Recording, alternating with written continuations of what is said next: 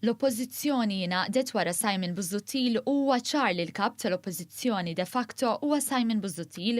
Dan sostnih il-Prim Ministru Joseph Muscat f'intervista fuq One Radio li qal kif l-oppożizzjoni għamlu għażla li jappoġġjaw lil Simon Busuttil f'dak li jagħmel u jaqblu li ma jerfax ir-responsabbiltà biex bħala fatt Adrian Delia u l-Partit Nazzjonalista għamlu l-gidba tal-Egrant tagħhom.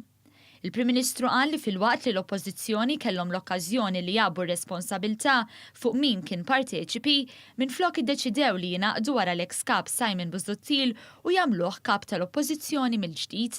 Gidba li ġiet mhux biss saret gidba li ma ntqalitx il-verità, imma xi ħadd poġġa bilqiegħda biex iffalsifika dokumenti, biex iffalsifika firem bil-għan illi joħloq instabbiltà fil-pajjiż. Fakkar kif l-akbar vittma f'dan kollu kienu se jkunu l-familji u n-negozji Maltin u Għawċin.